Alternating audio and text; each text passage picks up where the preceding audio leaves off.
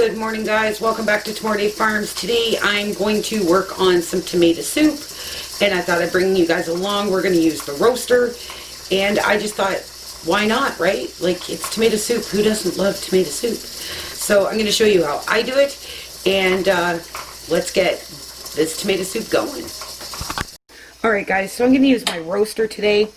I did have a little bit of the celery stalk left, so I just left it in the bottom.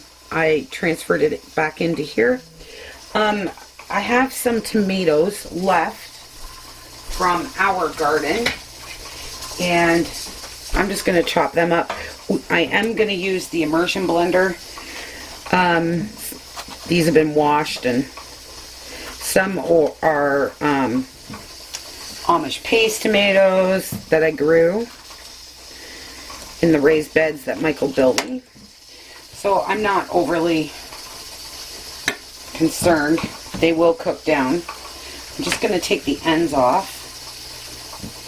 I'll put them in my tomato end bowl, or bag, that's in the, get these kind of started here.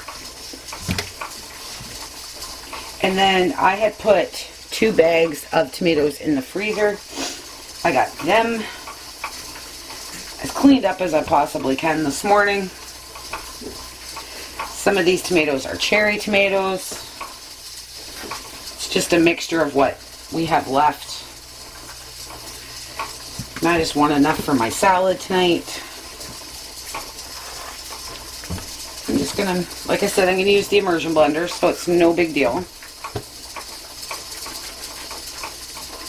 And then I chopped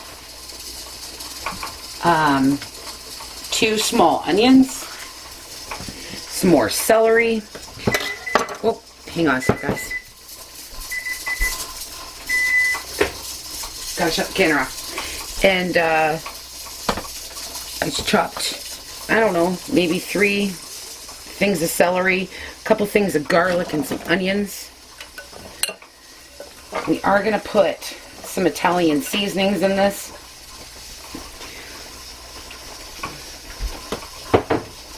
So, yes, so I got them in this bowl. You won't believe how much water is in here. But I'm just going to move this over here. So, yeah, I froze 2 bags of tomatoes in the freezer. Now, when I did my tomato canning, I did a couple 1.9 liter jars. And I'm probably going to end up using one of those in here as well. But celery. Okay. Just to ensure that we have enough tomato soup for the winter. I'm going to see where this takes us. Okay.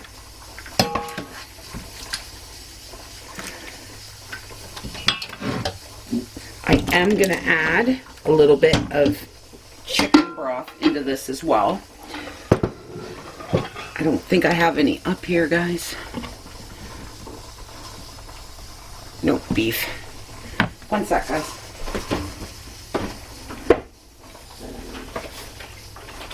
I got one here. So I am going to add that, and then I'm going to have to pause you for a second and get a couple seasonings that I forgot. And I'm going to get this plugged in and turned up to 250. I like lots of flavor in my tomato soup. I'm sure you do as well. I'm just going to pause you guys quickly and grab the couple things I missed. Alright guys, I'm going to get this plugged in and get it started here. Turn back on. So I'm going to add some of my dehydrated basil in here.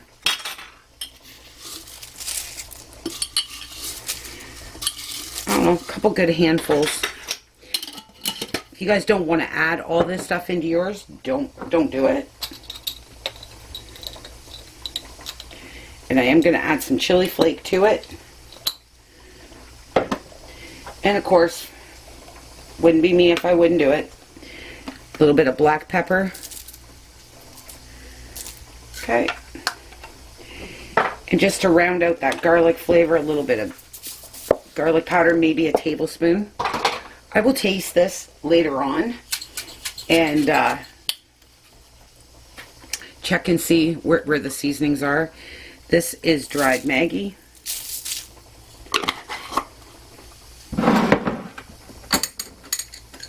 And I'm just going to add 4 small bay leaves and a little bit of Italiano seasoning, maybe a tablespoon. And then I gotta open this one. Just a little bit of thyme. And then that's it.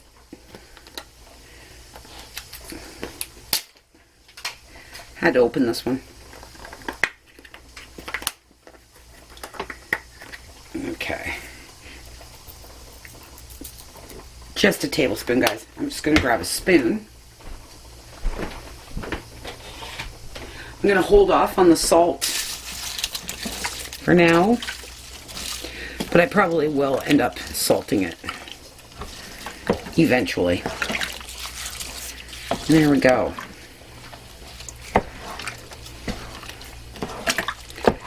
Because I make my tomato soup a lot differently than most people that I've seen anyways, or read. But I still follow the same canning guidelines as tomato soup. And you'll see that later on. So this will probably take today. I'll probably end up canning it tomorrow, but I'll have to see what the water content is. Okay? Because we know these tomatoes are pretty watery, but we'll see what happens. But I'm gonna let this go. It's pretty late. It's like 2 o'clock in the afternoon, so it'll probably be tomorrow. Before I go to bed, I'll turn it down to 150. But see, that to me just looks beautiful.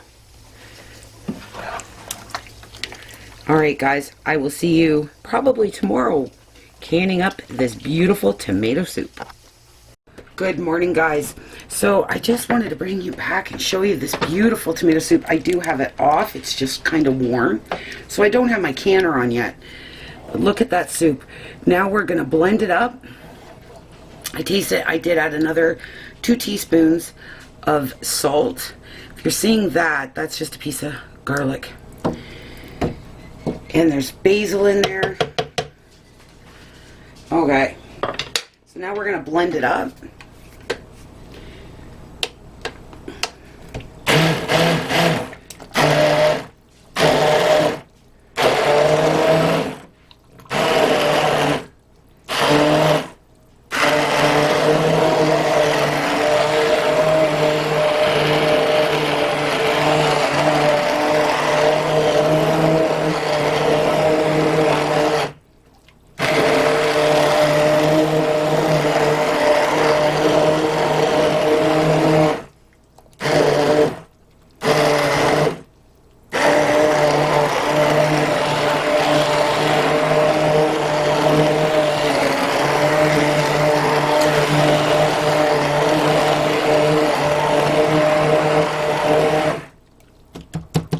So the basil will stick in your immersion blender, so you will have to kind of tap it every once in a while.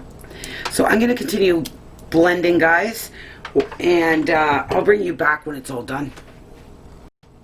Alright guys, so I am going to add a little more black pepper to the mix here.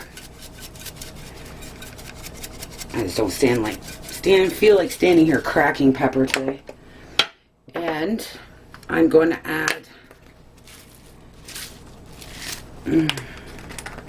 another tablespoon of the Italiano seasoning that I have here. And then I'm going to finish getting you guys set up for canning, and then we're going to can up this beautiful soup. Some of the basil didn't break up. I'm okay with that. And then I got to get our supper soup on. We're having sausage and potato soup today, and buttermilk biscuits on a cold, looking like it wants to rain day. I think that sounds pretty good. But we are going to see right there. I can try to blend it again, but they're just getting caught in the... But I think that looks really good. I will tweak the salt when I heat it up as well. Alright, so I am going to get this moved over and we're going to get canning. Alright guys, so let's get this canned up. I just have to grab my ladle. Alright, so here we go. Oops, a little too close. So we're going to fill up this tomato soup. I'm doing it in 500 milliliters in case I'm the only one that wants it. I want to add it to a casserole. I figured this way it's a multi-purpose kind of thing. And if you guys had a Vitamix, you could probably get this right down to very smooth.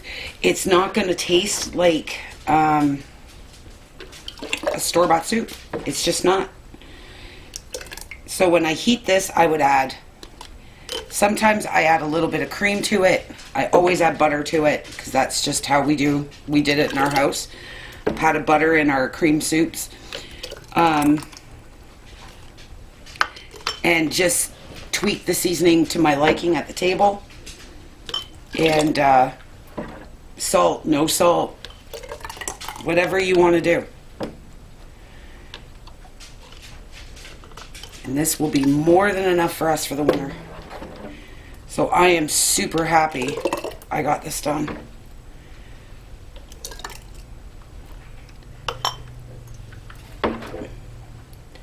Michael's outside chopping logs because it seems like a never-ending battle for us. But it'll get done eventually.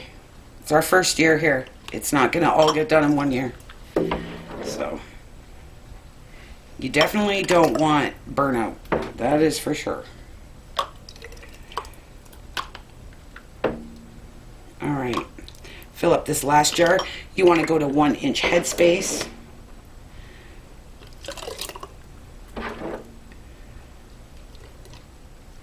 I am going to debubble this just in case, because I do have some, you know, like the odd piece of carrot or whatever. So I am going to debubble. It's pretty thick anyway, so I would have debubbled. But okay, you see pieces of garlic and all those beautiful herbs.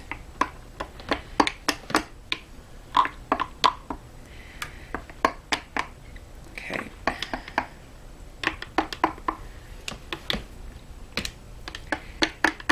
All right, there we go. Perfect. Grab myself a paper towel.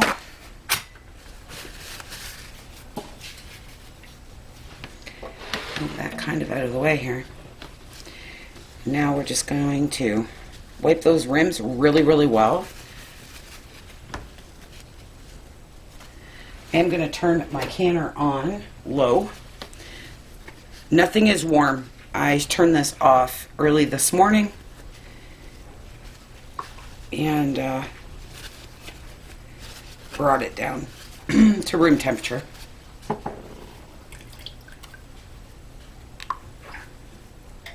Alright. And there we go, guys. All cleaned up. Even my little drips.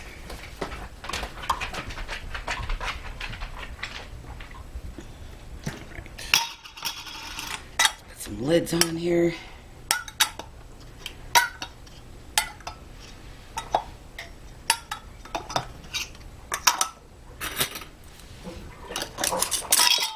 Oops.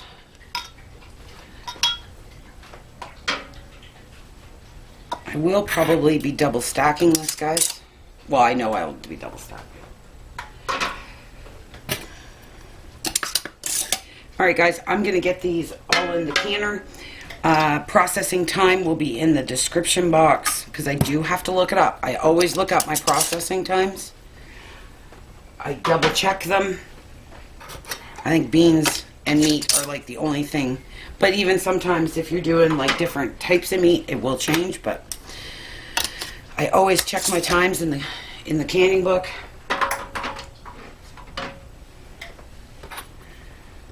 Always check your own times. You may have done this 100 times and you still might make a mistake. Alright guys, I'm going to get this last one on. I'm going to keep filling the canner and then we'll count them when I get them on. Alright guys, we're going to pull them out of the canner.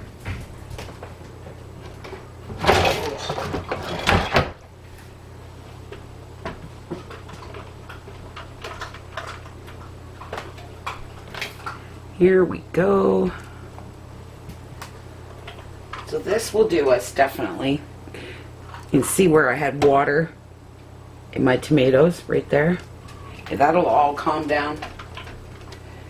Because these were just the odd tomatoes I had kicking around the house, and cherry tomatoes and whatever I had. I threw them in there. So the water content is different.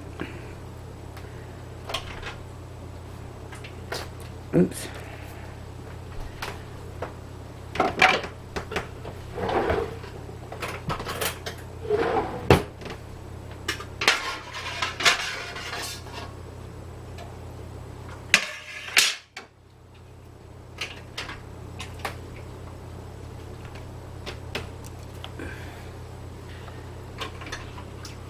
That will work out just fine.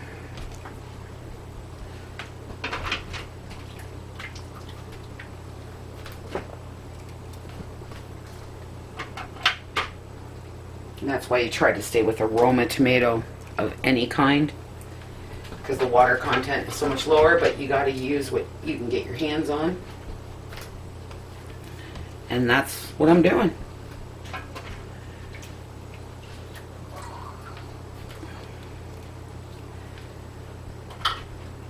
So we will use this in casseroles, just eat it as normal, really anything. And then to thicken it, you can always use your tomato powder to thicken it if it's not thick enough for you. Add a dollop of cream. It'll be good.